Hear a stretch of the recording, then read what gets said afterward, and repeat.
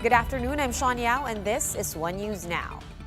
The Metro Manila Council is asking the government to temporarily forgo buses and jeepneys once the region shifts to a general community quarantine. The pitch comes as all Metro Manila mayors voted in favor of the shift to GCQ come June 1. Lynn Olivario with the rest of the story. All 17 NCR mayors from Metro Manila voted to place the region under the General Community Quarantine GCQ once the modified Enhanced Community Quarantine status is lifted on June 1st. But one of their worries is still the resumption of public transportation operations. In an interview with One News, the Chiefs MMDA General Manager Jojo Garcia said the MMC also asked the government to forgo buses and jeepneys for at least 2 weeks under the GCQ due to social distancing concerns. The Metro Manila Council suggests to only allow certain PUVs such as shuttle buses, TNVS units, taxis, point-to-point buses, tricycles, and pedicabs. When it comes to PUVs, ang request namin wala munang bus and jeepneys, ano? Actually, alam ko magpe-present ang DOTR din, I don't want to preempt them.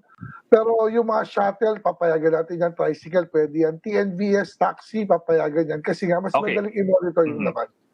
Should the IATF heed to the suggested shift to GCQ, Garcia says they are anticipating an additional 30 to 40% vehicles on the roads. This calls for the need to bring back the coding scheme, but modified. Garcia says the MMDA is already working on a resolution for the modified coding scheme. As for the recommendation to downgrade NCR from modified ECQ to GCQ, Garcia says the primary factors are the pressing need to balance health and economy. Trust the wisdom of the ITF kasi pagdating sa kanila, may health issues, may economic issues, may enforcement issues, di ba? Yung sa amin, based lang sa nakikita ng mga mayors natin na kailangan tumakbo na yung ekonomiya natin. For News 5, Lynn Olivario, we are One News. The Department of Social Welfare and Development, or DSWD, asks LGUs, or local government units, to transmit their liquidation reports on the first tranche of the Social Amelioration Program. This is for the immediate release of aid of the SAP's second tranche.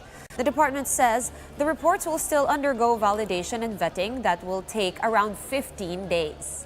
The DSWD adds it is exhausting all means to shorten the vetting and validation process, and hence it is appealing for the full cooperation of LGUs to expedite the process. And a lawmaker is urging government to provide subsidy and loan programs for teachers as the resumption of classes remains uncertain. Pampanga's 3rd District Representative Aurelio Gonzalez Jr. warns that the delay in the reopening of classes could seriously affect the employment of teachers and other school personnel in both the public and private sector or institutions. And this comes as President Duterte opposed the return of face-to-face classes until a COVID-19 vaccine becomes available. Gonzalez says it will be up to the concerned agencies to determine the amount of aid that will be given to the teachers. We're going to pause for a quick break, but we will be back with more stories after that. Stay with us here on One News.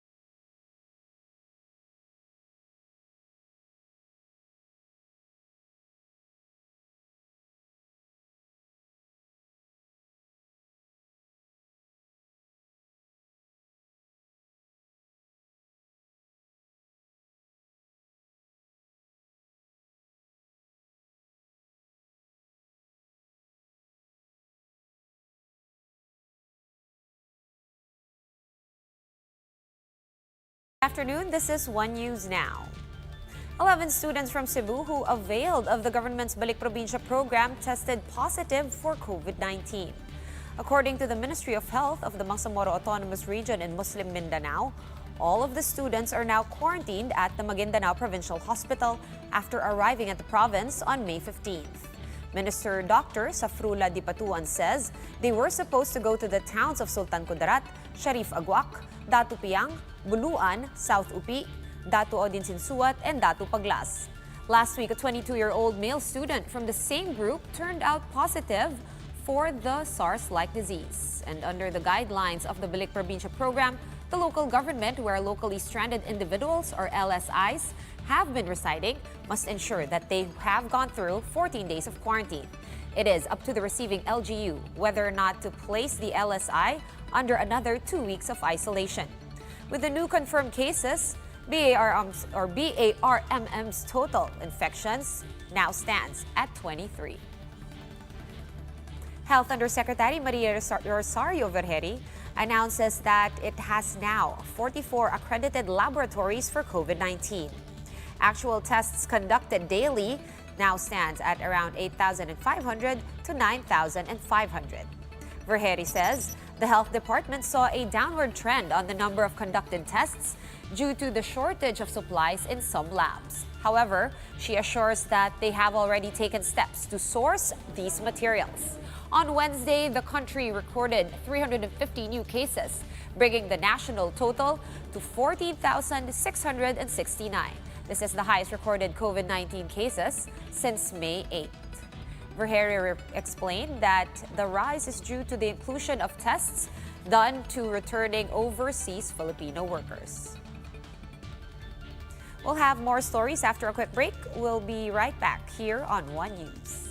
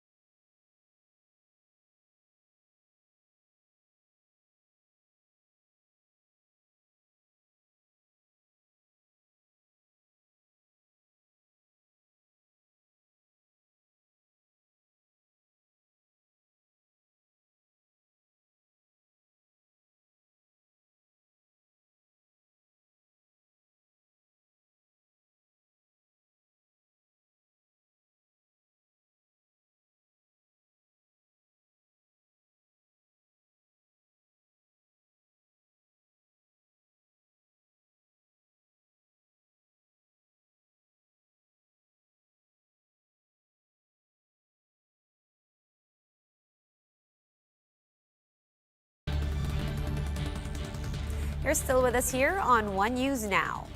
With the long lines going into pharmacies amid the pandemic, the city government of Antipolo came up with a way for people not to have to leave their homes in order to purchase medicine.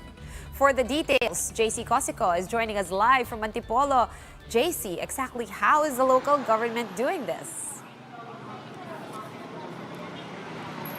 Yes, in the bid to lessen the residents' need to go to these establishments while under GCQ, the city government of Antipolo has launched their online botika or e-botika program where residents can avail their medicines.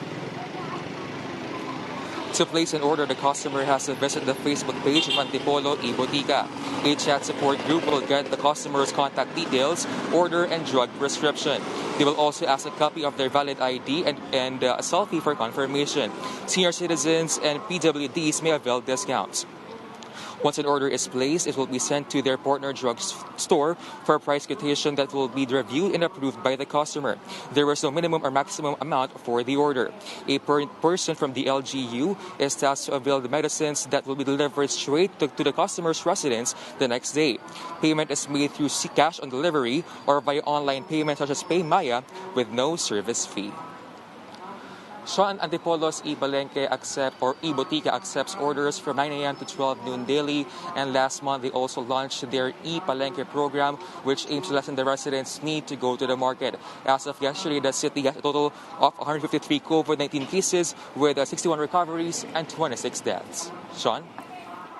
All right, with regard to prices and price differentials, JC, how cheap or expensive, or is it average price, the prices of the medicines from the e-botika program? Or would residents have a choice of which drugstore the local government can avail or purchase their medicine? Sean, the LGU has partnered with a specific branch of a drugstore here in the city where they will get directly the medicines that will be availed by the customers. Sean?